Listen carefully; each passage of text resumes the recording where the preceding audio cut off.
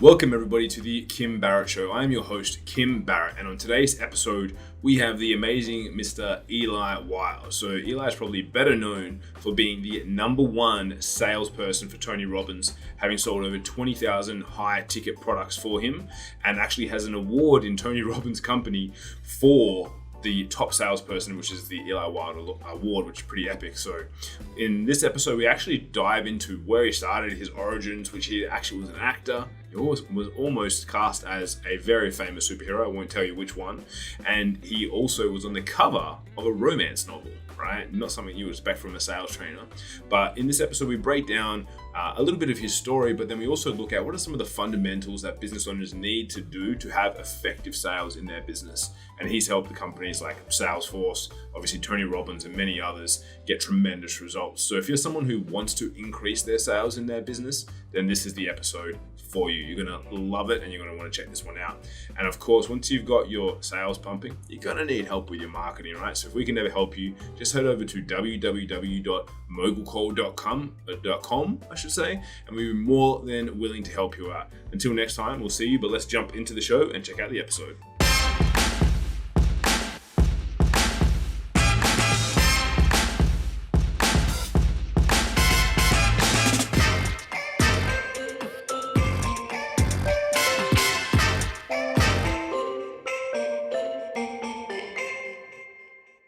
Eli, thank you so much for joining us, mate. Really appreciate your making the time to jump on today. Thank you so much for having me, Kim. Appreciate it. Anytime. Now, I always like to open with this question because I think it's interesting to hear, because I've already done a bit of an intro about you, but what I'd love to know is that if you were at a party and someone comes up to you and they're, Eli, man, great to meet you. What do you do? What do you tell them?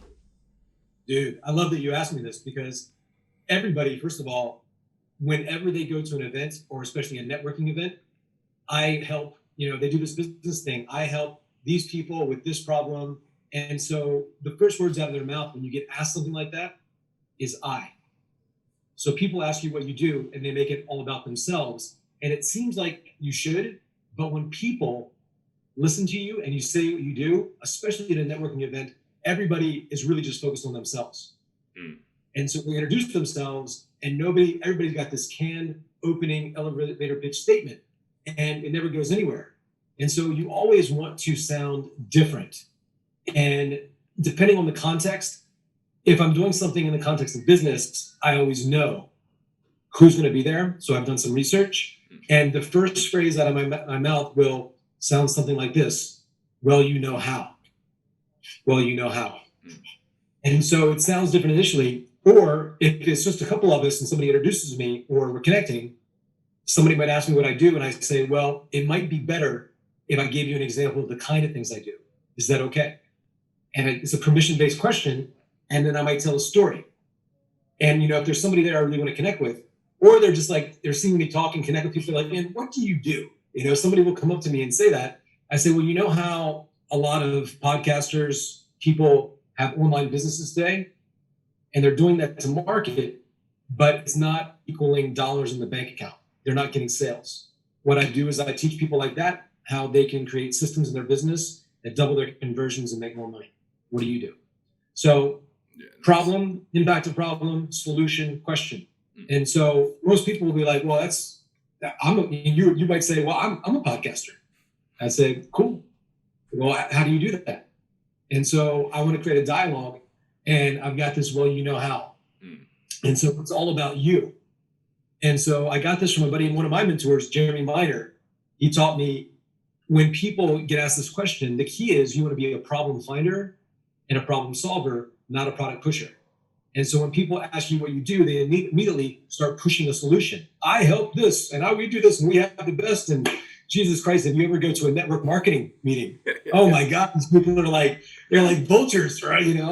Nothing against them, but they just haven't been taught how to introduce themselves and they're so hungry and they've got the world's best secret, chemical face peel, butt Botox, nipple piercing, protein drink in the world. And they're just really excited to tell you about ketones or whatever it is. And it's with the tonality also. We were just talking about Jordan Belfort, who's amazing at it. It's like you're almost skeptical of it. and you want to like almost like I don't like not like, oh my God, I'm so eager. I wanted to, hey, you know how like, it's like it's almost like It's like a almost skeptical. throwaway. Yeah, and it's like I'm bored telling you, and that it's like I was just at my mom's house the other day, and I don't really like being around the cat, and so the cat always wants to be around me. But if like a little kid's like, oh my God, the cat, there's a little cat, and they jump on the cat, and they pounce on the cat runs away. Most people are like that with their energy, with their prospects, and so it's even before we introduce ourselves and somebody asks. So I know that was a long answer. No, it was a great answer. I love that. That's great. I'm going to take that and adopt some of that myself. That's awesome. So obviously we're touching on sales. So sales is one big thing that you're really well known for. When did you start selling? What was like your first foray into sales? I got a job when I moved to Los Angeles selling dental products over the phone to dentists. And, I was like in shape at the time. And I was a weird guy. I had been living in a tent for about 8 months in the Colorado Rocky Mountains. And I moved to LA, got on my feet and got this job, and I sucked. And they recorded all the calls, and I got to listen to some of my calls. And like the first time you hear your own voice on a voicemail or whatever, you're like, geez, do I sound like I got shit in my mouth. Like, it's like, man, this sucks. And I didn't articulate my words, and my cadence was off, and I could really, be that observer and look at the quality of my communication. And so I did that, and I got much better listening to myself. But really at the same time, I started acting as well. And so the process of selling yourself. And I found, you go to an audition, there'd be, 100 guys all look the same or girls all look the same. It was the personality, it was the charisma, it was something unique about them where they'd get the job. And sometimes too, the best actors in Hollywood, don't have jobs. The ones who are like Brad Pitt I love him. He's not the best actor. So, there's some actors who are amazing and have the personality, but there's something there. There's this X factor. And for each of us, we need to define that, what makes us unique. And so sales, for me, didn't come naturally, but I'm relentless and I worked on it. I got into this also not because I don't think any little kid grows up and says, I want to be a salesman. It's like, honestly, and I know it's a really high paying profession outside of doctor and lawyer. It's the highest if it's done well. It's actually the lowest and the highest. Yeah. It's the lowest, like you can work your butt off and make no money, like $2 an hour when you do the math, because people prospecting, following up, cold calling, DMing people. And, you can make thousands an hour if you're good, and you make nothing if you're bad. So it's all about skill set. And, for me, I obviously I went to see Tony Robbins at, a certain point, and, I wanted to be like Tony. And that's first skill that he mastered. People don't realize that. Like Warren Buffett, Bill Gates, Mark Cuban, 60 to 70% of self-made billionaires, self-made, not all billionaires, self-made, started in sales, getting thick-skinned, mastering your language. And it's like, I do a lot of speeches as well. Like I've got a talk coming up, but you can do just a regular speech and people are pretty nice. They'll generally clap for you. But when you're in sales and you do a presentation, people vote with their dollars. And so you get a lot of feedback. People are like, oh my God, people say I'm so good. They're like, your mom will tell you you're good. People are nice, but people vote with their dollars. And so you get this feedback, and when you have to tighten your belt a little bit, there's some feedback there that literally makes you hungry. And so I think everybody should get into sales. But I started really at 23 years old. I love that. And now I got to ask though, did you get any acting gigs? Yeah. I was actually cast to be Superman in the movie Superman Returns when I was 23, 24, moved to LA. Oh, wow. Long story short, my ex-girlfriend was really good friends with this guy, Paul Nelson, who was a big time, pretty big agent at the time in LA. And he was managing a guy named Tom Welling, who was Superman on a TV show called Smallville. And we all got to be really friendly. Tom got turned down for the role, and he said, I think you'd be great. Trained me for the role, but I managed to get, I think it was like my fourth or fifth DUI at the time.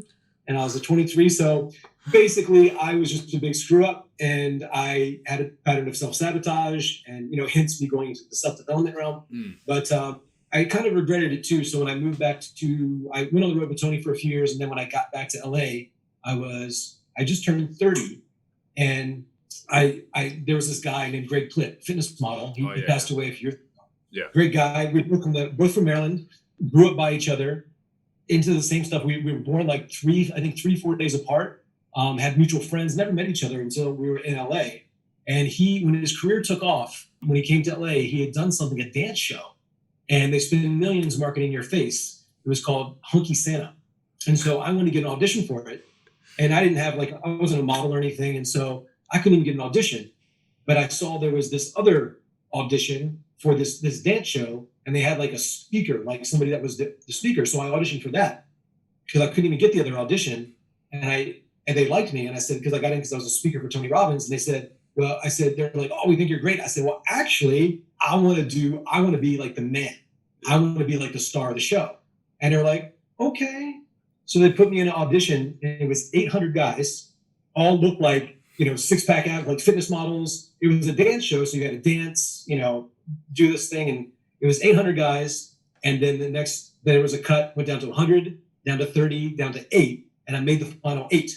And there was guys like the Abercrombie model guy was there, some guy from Days of Our Lives. It was like, they spend millions marketing your face. They put a billboard of you in Times Square. So it makes people want to do it because it really takes off your career. So these were like qualified guys. You had to be able to dance. I had no experience. And these were like professional dancers. But I took dance lessons every day for 2 weeks going into the final jam. There was you had to take your shirt off and be in shape. And I was in great shape, not the best shape. But then there was an interview portion. And the final interview, there was a panel of judges, and it was on Fox News or something like that. They had, pieces of it because it's typical West Hollywood, news isn't news in Los Angeles too. It's car chases, new forms of Botox, and what celebrities doing or some modeling thing or some it's terrible. But anyway, they put it on the news, and a couple guys, the guys could dance, amazing, everybody's in shape. And then there's the interview portion. A couple guys went ahead of me. And I listened at the door to the questions they were being asked. And I just remember sitting there. I was like, I'm going to win. I'm going to win. And they asked them questions like, why do you want to do this? And everybody said, well, it'd be good for my career. Talked about themselves, their experience, how qualified they were. And when they asked me why I wanted to do this sexy Santa thing, I said, well, you know how. We think of Christmas and we see Santa Claus and we have this magical day on Christmas Day. But really for me, growing up with a single mom, she worked a lot, but she had some time off and I got time off, and I would get to be close to my mom and we would go to the mall, and we had so many magic moments. And maybe you can think about, so this is called a balance. Maybe you can begin to think about times when you were there. And so if I could provide magic moments for people. So I told these stories. And people started to tear up. And I remember the one dude, like the main dude, looks at the other dude. He's like, that was a good answer. Yeah. And I asked the PR guy after I booked it. I asked the PR guy. I said, he said you booked it. And he said there was 2 rounds of voting, all unanimous. And so selling, it's like whether you want to get an acting job. I ended up, very long story short, but I ended up getting really sick the next year. I got a parasite, almost died. And Tony took me in, paid my bills, and gave me a job in a way and coached me for a year. He saved my life. So I'm super indebted to Tony. He's been like a father for me. I lived with his son for years and his brother-in-law. And so part of the reason I've sold so much for Tony is just because I really do love him and I really do care about him and I respect him, but he's had such an impact on me, and I've always wanted to give back. He's the real deal.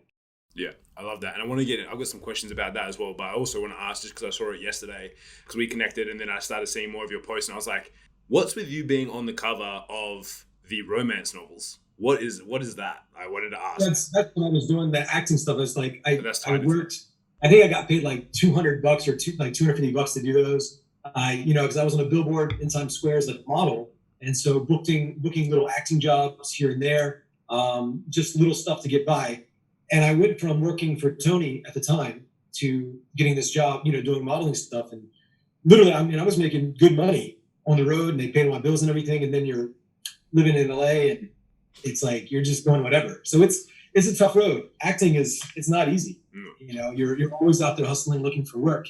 And the success rate, it's like 10,000 new people move to LA every month wanting to act, and 10,000 go home every month, because they didn't make it. And it's not easy. And some of these people are brilliantly talented and they're serving you your lunch, working on minimum wage. That, you gotta really love it. Yeah, that's insane.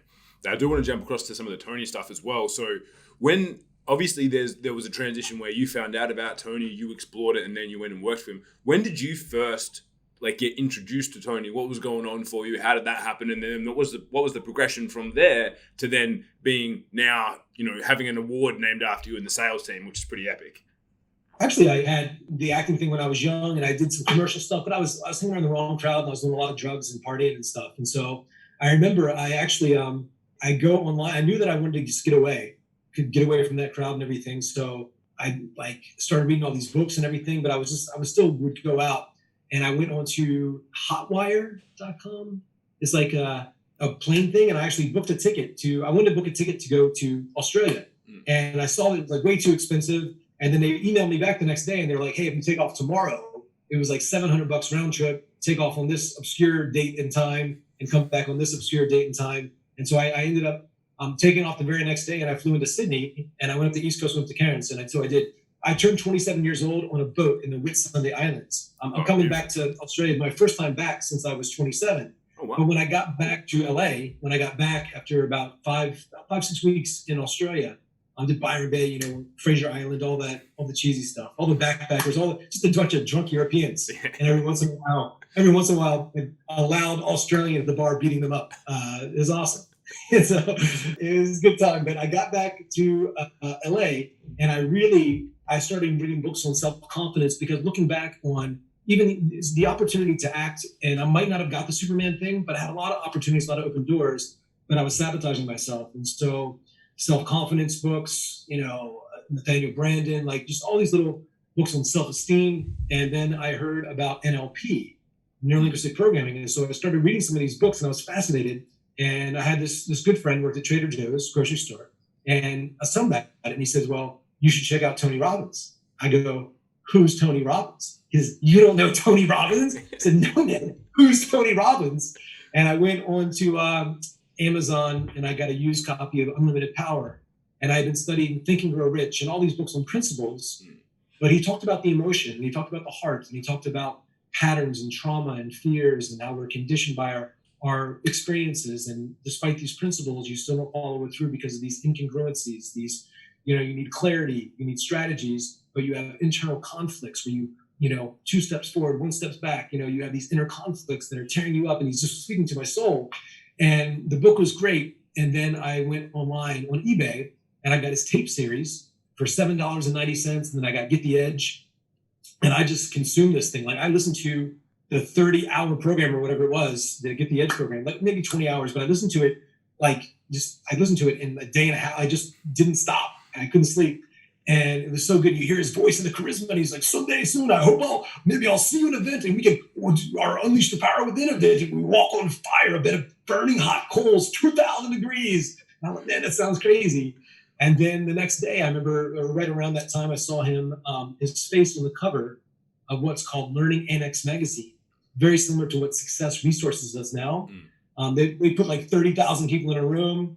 It was Donald Trump, Robert Kiyosaki, Susie Orman, Tony Robbins, and they had these key speakers, and they put a bunch of people in the room and try to sell them shit like no money down real estate and, flipping, this, cars, whatever, Bitcoin, just all this stuff. And Tony came out, and he was supposed to speak for 2 hours. He spoke for 4.5. And at the end of it, he says, if you got anything out of these 4 effing hours, spend 4 days with me. I'll change your effing mic. I'll give you your effing money back. Come to this effing event. Come, he's just so certain. He's like, I coach President of the United States and this person and Michael Jordan. And I was like, boom. And I used my rent money. I didn't have any money. I used my rent money. And my rent was $550, not a week like in Australia, but a month. And I was broke. And the event ticket was $900 and it was $800 if you bought there at the event. And I remember like going up there, like shaking. And, obviously I bought, and at that event, it was really, I had been in such a dark place, but it really opened my heart, opened my mind. And that's, seeing Tony, I got a job in sales there. That was quite a process getting the job, but it really opened my heart. And part of what made me the number one salesperson for Tony and doing so good in sales, we teach sales, it's a transference of energy. I can't give you something that I don't possess. I can't give you $1 unless I have one. I can't give you that which I don't possess. And so it's the certainty and clarity that we transfer, but I had an experience and I wanted to know other people too as well. And so I wanted to share my experience, and I shared it from an authentic place. And then I learned how to communicate better and affect other people's emotions in a way that shifted them. And I've got to have some great mentors, including Tony, and role play with him a bit, and see how he does things, and watch and get messages from him, and just his cadence based on the context and what he creates. Really profound. So it's that's been my journey. That's epic. And so now obviously you got all that training and you saw people running events, and now you're running your own events, you're partnering up with people doing sales programs all over the world. What was that transition like? Because obviously, as you said, like when you're a good salesperson, you're pulling in good commissions, everything's working nicely. What was it that then transitioned you to going, cool, I'm going to jump out there and make things happen and build more of my own brand, more of my own business and stuff like that? How did that happen? In the job with Tony, you move to a different city every 4 months, and you probably say, I've lived everywhere, and it just gets old. And I kept LA as a home base, and I actually helped them last year. Like I'll come in every once in a while, help the team, coach the team, and do some talks part-time as I've got my other business. And it helps me. I'm not going to do it anymore. Tony's asked me to create a course with him. So I think eventually we'll create something, and I want to take over parts of these events. So we've talked about that, but the travel is rough. And I say that like March of last year, I finished a cycle with Tony in LA, and I wanted to get out of LA. So I figured I'd travel for a little bit. It's been 11 months now. I'm still traveling. So I'm living out of the same suitcase 11 months because I was blaming the company, saying they make me travel so much. But part of me loves it, and there's always opportunities. So I'm here with some of my business partners in Nashville now, but I will be taking off. But I would do the Tony thing part-time. And even when I was working with Tony, I've done about 3,300 seminars inside of companies teaching Tony's concepts. And some big companies like Salesforce, $9 billion company, Tony's given me some personal coaching. And a lot of people over the years, as I've gotten into this industry, and this industry's blown up, like education, self-education based services, learning marketing online. Instead of going to university, like we learn online, and the way we consume information is different. So it's really just hit this critical mass where Tony's acknowledged me as his all-time top salesperson. I've had just 15 years of relationships built. And over that time, they've seen my success and they've seen my growth. And they've said, well, what Tony taught you and what you've done in these companies, could you kind of teach us your process? And the unique thing, the way I position myself is this, and this is true. They put maybe like 5, 6, 7, maybe, 8, 9 of us in a city, field sales reps, FSRs.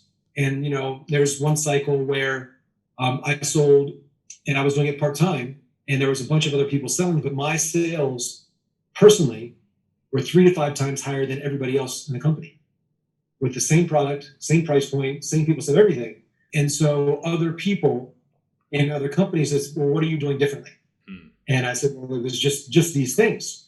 And Tony taught me this, and I did this, and then I took some of this and that. And they're like, holy shit. And we're like, we got this cheesy strip, and we're selling things on, off Facebook ads, and we're not converting. And I'll listen to a call, and I'm like, well, this is because it's horseshit, and like do this and this. And then people started getting results. And I was actually going to take over, we had a sales agency, and we were going to take over the sales for traffic and funnels, Taylor. But I told him, like, your guys' processes are way better than ours. And so I was really honest with them, and we developed a friendship. And now they've become, we have a business together, the Sales Mentor Program, and we're doing a lot of different stuff together. And so they've become my partners, and they're really good at the marketing stuff. I'm more good at the selling, coaching stuff, mentoring.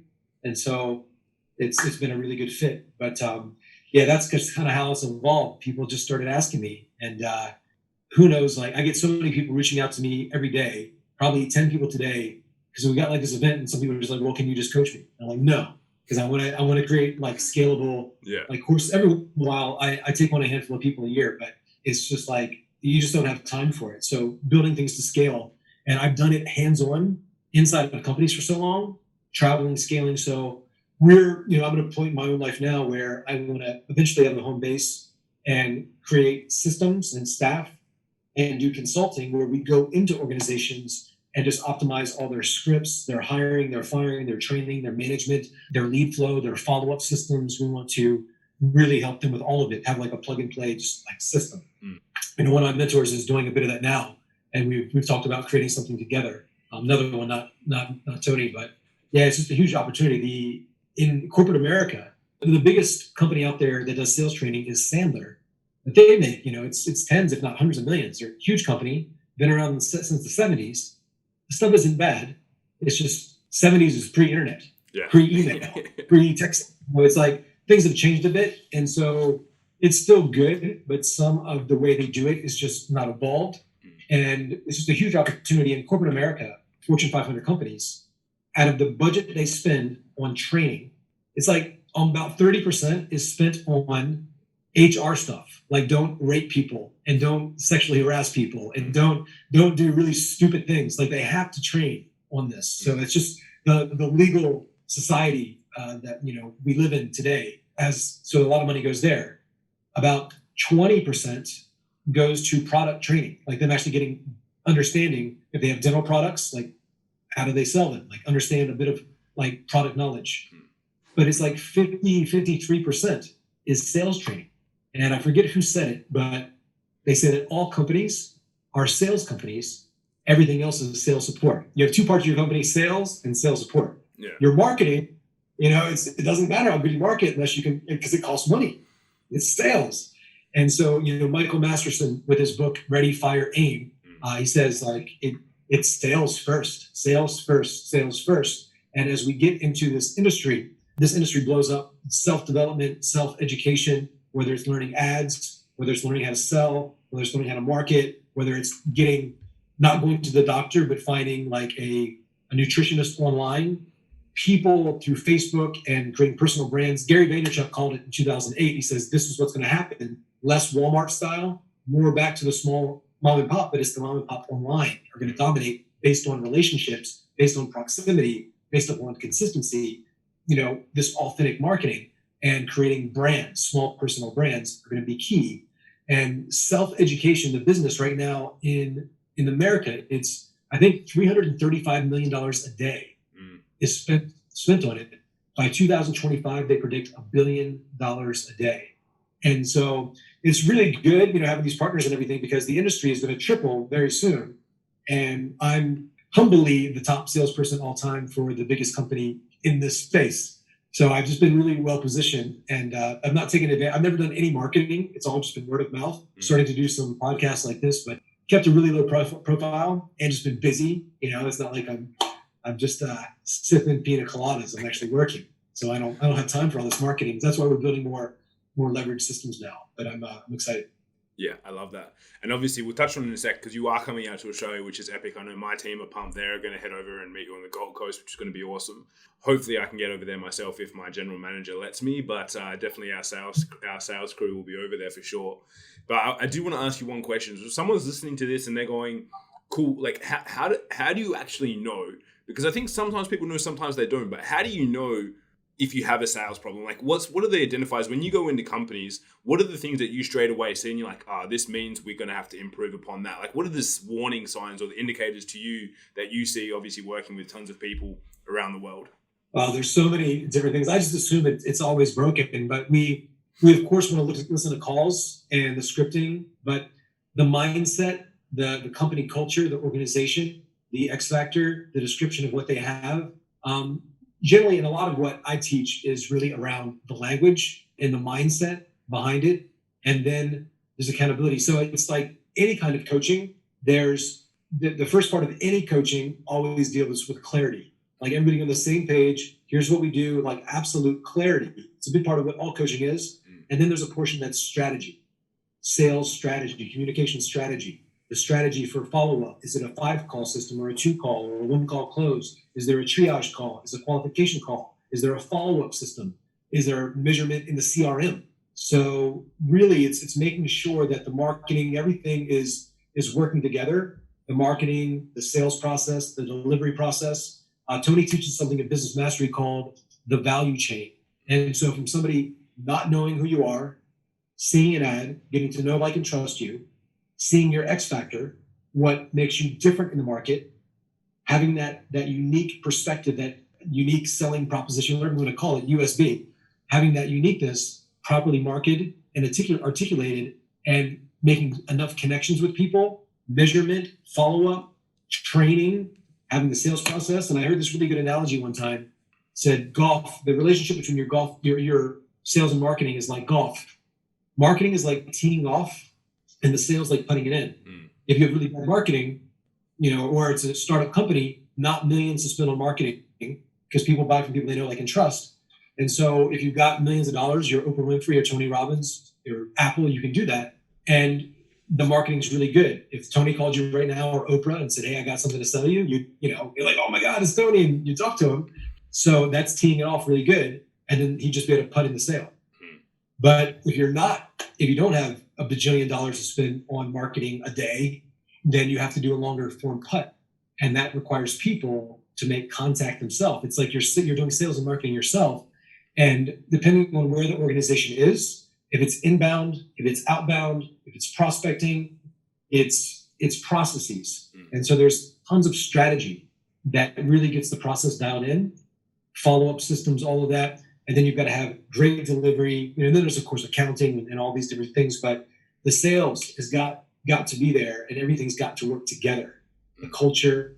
I tell people all the time, and my background's with Tony, so we believe that success in anything is 20% the mechanics.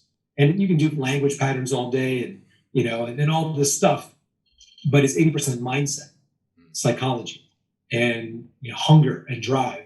So when that's in an organization, that's the culture, it shifts things. And so that's usually one of the biggest things. And then looking at the language. And, I always ask this at the event, and you'll hear me say this. I ask, do people do things for logical reasons or emotional reasons? People say emotion. So what creates emotion? And we want people to have this pressure and this desire to do something. So there's got to be a clear place they want to go to and from. And we've got to create some pressure on them in the moment. But there's external pressure and internal pressure. And so we need internal pressure. And Tony teaches the thing at UPW is Unleash the Power Within event. It's base model for understanding all of the internal representation of the information that comes in through our 5 senses. He created something that really kind of breaks it down very easily, called the triad. And it's like a little triangle. And that right in the middle of it says emotional state. And so how you feel right now, when you get in the car, when you go home, when you walk in the door, you have consistent patterns of emotional states. And if we pull apart, if it's boredom, frustration, whatever, well, there are other sub-patterns. One is focus. If I ask you a question about the worst day of your life or the best day of your life, 20 questions about each. And if you focus on them for 10 minutes, it's going to produce a different feeling in you. So focus equals feeling. And so I teach, I'll go through them at the event, about 17 different types of questions we want to have throughout our sales process. Connecting questions, background questions, problem awareness, solution, probing, clarifying, quantifying, scaling questions, 1 to scale of 1 to 10, commitment type questions. And there's a certain syntax where I take people through a process by asking them questions. I change their focus. I get them to open up and feel something that shifts them. Then there's patterns of language and meaning. So it's a common phrase in self-development that nothing has any meaning except for the meaning that we give it. And so most people haven't chosen their meaning consciously. And there's empowering meanings or disempowering. And so I want to reframe what they say to produce a certain emotion and anchor those feelings to my product. And then the other part of the triad is physiology. If you're talking to somebody on the phone, even in business, you take somebody, you guys go get drunk, go to a strip club, that produces a state. You go somewhere, there's music, like a seminar, that produces a feeling. And so we can do some things to shift people's physiology in any sales context, but the primary tools of influence are going to be based upon questions and reframing meaning. And so some of that's based in NLP. And so those are some of the more advanced skills that get people to open up, even like when we meet somebody at a networking event, well, you know how, where we're not coming off pushing something, and it's these subtle shifts in communication that lead to sales. And it's a tenet of NLP that the quality of the communication, the quality of our communication is the response that we get. Yeah.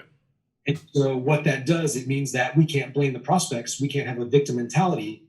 The quality of the communication is the response that we get. So if we don't like the response, it's up to us to be able to respond better and change our approach and be more effective in our communication and always be in a leadership mindset. So I teach that sales is leadership training. It's really about leading ourselves to lead other people and building enough trust and rapport and connection and certainty with this person that they give you the right to make a personal recommendation on their life and business. And so there's a lot of trust that's involved. And so that's what these questions and these processes do. I love that, man. And so that's all going to be covered at this upcoming event, right? Yes. Yeah. Beautiful, beautiful. So give us a little bit of insight. So if anyone, obviously we'll put links and everything, because as I said, my team's going over for it for sure. And I think even this morning, the guys messaged me when I was coming into the office. I was like, because we had a chat with a friend of yours, Matt, yesterday, and our friend as well. And then I was like, I'm doing a podcast this morning. They're like, oh man, we've already sold 2 tickets and we have an event coming up. I was like, oh, 2 tickets to my event? They're like, no, 2 tickets to Eli's event. We've got 2 of our clients going. I'm like, guys, I love it, but also like, sell our tickets, right? Like, come on, what's going on? But no, they're really excited to head over. So what are the dates on it? It's on the Gold Coast, right? Gold Coast, April 4th and 5th. And yeah, it's been amazing. I don't do any marketing, but there's people like Matt, like Mel, like people that are promoting it, and they've either seen me speak or they've taken part of some of my programs and like doubled their sales. Matt is already a sales beast, but some refinement there where he was like, man, this guy's freaking good, and was getting some results. And to, quote my mentor, Tony, he was coaching a small group of us years ago, and somebody was talking about their clients and how they were happy. And if hopefully you don't mind me using this language, but Tony said, happy. I don't care if the clients are fucking happy. He says, I don't want fucking happy clients. I want clients who get results. Like, I don't give a shit if you're happy. And so we are going to have a good time, but the whole outcome, and I teach the frameworks, and even how I communicate now will be a certain way, a superior frame. There's connecting, and then I might edify people. Oh my God, what's really great about you is, and so I'm going to do things to change my posture, my tonality, and I'm going to teach people, and I'm going to do some role play with people right there where they don't just learn from theory, but they get a real experience of how they can model back to me and get feedback within small groups and get a workbook and actually go deep into what it takes to really become effective. And, when I saw Tony at these events, like Date with Destiny, who's, he's got that in April as well, I think, he would do these interventions. And you might have seen that movie, I'm Not Your Guru. Yeah. When I'd asked Tony I had to ask Tony personally questions about those interventions and the insights he gave me as to what he's doing, how he's showing up, how he's connecting, how he's getting that person vulnerable to open up about their problem. Most salespeople can't get people to open up because there's no trust. So he's doing all this voodoo. And I remember going through these processes, and he's got these steps. It's a process that he's doing, and it's not in order, but there's different aspects of the communication that he's getting to every time. And I remember thinking, man, if this dude can turn around a suicide, I can turn around a freaking sale. Yeah. I can turn around a freaking, I got to think about it, talk to my spouse, and I got to pray to Jesus and sleep on it. Like, we can do this, And so those frameworks are what we're going to talk about. Yeah, April 4th through the 5th, 2 days, lots of fun. And yeah, I'm going to teach us the best of everything that I've learned from Tony, from doing thousands of presentations, closing between, Tony's company and some others that I've worked with personally, a good solid 9 figures, over 100 million in sales. And that's US. Yeah. So that's like 20 billion in Australia. So that's that's amazing. All right. So guys, we're going to put the links in the show notes to the event. As I said, my team's going. If you're considering getting some sales training this year, I highly recommend going along, and the price is absolute steal as well. So make sure you guys get over there and do that. And we can't recommend it highly enough. Our guys are heading over too. So guys, again, thank you so much, Eli. And is there anywhere else online that people should connect with you? If they're hearing this and I want to see more, where's the best platform for them to kind of connect and see what you're up to? Mainly just Facebook is where I do stuff. I need to get these other outlets out there, but I also have this ebook. I posted something today, and like 100 people asked me for this thing. People will close $20,000 sales all day just looking at this free guide I created years ago. It's a little bit of psychology, but then some of these questions that I talked about today, it's like about maybe 15 of them I put in there. Connecting, like I explain what it is, and that's Wilde Influence, WILDE, influence.com/free book. People can opt in and they can see this PDF, and it just gives a structure for the call. And it's my old stuff from years ago. We've got way more advanced stuff now. We've got these 10 clarities that we're going to teach at the event, but that will give people a taste of what I do. I don't even have a regular email thing, so don't worry about getting blown up in your email. I'm not going to email you. But it's free information there. Awesome, man. Love that so much. And guys, as always, make sure you share this out if you liked it. And if you're watching this, you may also be on the Gold Coast, so make sure you head over and check that out. Until next time, again, thank you so much, Eli, for your time. Really appreciate it. And looking forward to connecting with you more.